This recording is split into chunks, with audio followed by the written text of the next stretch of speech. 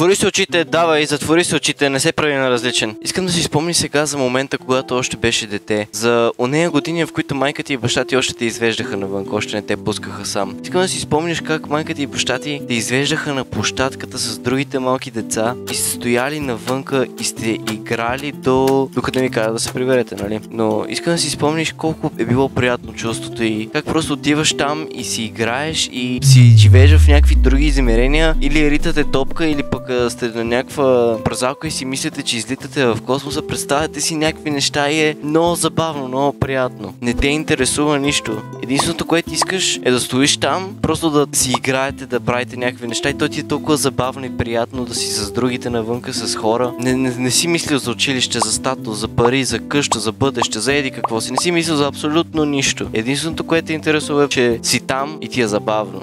Сега може да си отвориш очите. Спирам видеото набързо само да кажа, че това видео е само за хора, които наистина просто искат да седнат и да изслушат нещо. Няма да вземеш много допамин и стимулация от това, така че ти казвам, сега те предупреждавам. Ако не искаш да слушаш за следващите 6 минути, просто излез от видеото и не го гледай. Сега не трябва да е много по-различно от както преди. Първо, че сме супер антисоциални заради телефоните, защото ти да живееш и да си мислиш някакъв друг свят, като буквално имаш 3 измерения в ръката ти и мога да гледаш TikTok по цял ден. Защо?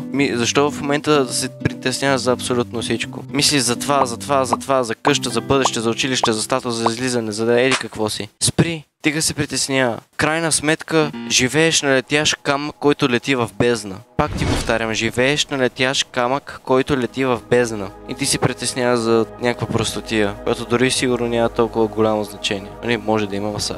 Крайна сметка, като умреш, ти оставяш всичко, което имаш, всичко, което притежаваш, всичко, което си тук на земя. Единственото, което ти остава след като умреш е връзката ти с Бог. Каквото направиш тук си остава тук. После в другия свят е съвсем различно. И след това не означава просто да легнеш и да не правиш нищо и по цял ден да безделничестваш. Бог те е сложил тук на земята поради причина. Не е просто ей така, защото му е кеф. Не е така просто да стоиш и да хъпиш въздух. Сложил те е поради причина. И много често, когато се притесняваш за всякакви такива неща, да го обиждаш, защото той се опитва да ти направи всичко, колкото се може по-лесно и да ти покаже за какво те е сложил тук. Много често също така съм сигурен, че почваш да се притесняваш и да мислиш че имаш да правиш това и това и това, защото искаш да стигнеш до някаква цел. Много добре знаеш, че някои цели отнемат време и много труд и пот и кръв. И много пъти, нали си казваме, в тази почивка искам да дойде, айде да колко ми се ще да е другата седмица понеделник. Или нещо такова си казваш. Всеки ден е подарък и никога не знаеш дали на следващия ден ще се събудиш.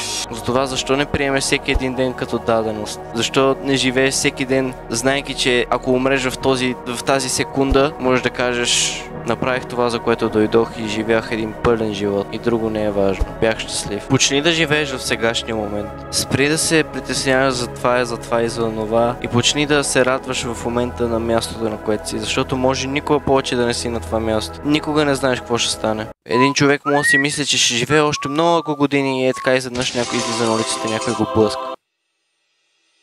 Затова живей в сега и използвай всяка една секунда, която ти е дадена. Не бързай за целта, да се радвай на всяка стъпка от пътя. За всяка една стъпка от пътя се радвай. Не е важна целта, а пътя, който ще извървим. И приятелите, които ще направим по него.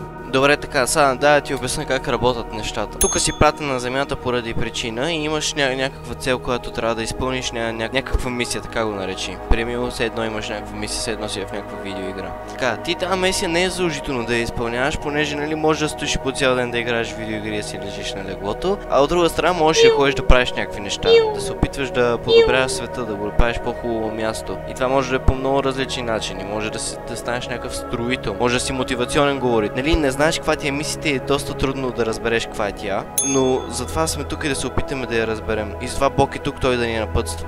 Дори да си стара и може много години да си изхабил вече, да не си правил нищо и да не си вършил работата, която е трябвало да правиш, но не е прекалено късно. Ако се осъзнаеш и тръгнеш да правиш нещо и се осъзнаеш каква ти е мисля или че искаш въобще да правиш нещо, Бог ще ти даде достатъчно време, ресурси, потенциал и достатъчно добра ефективност и дисциплина, че да направиш това, което искаш. Стига ти самия да го искаш и да го желаеш, защото той няма да те накара. Той е добър Бог.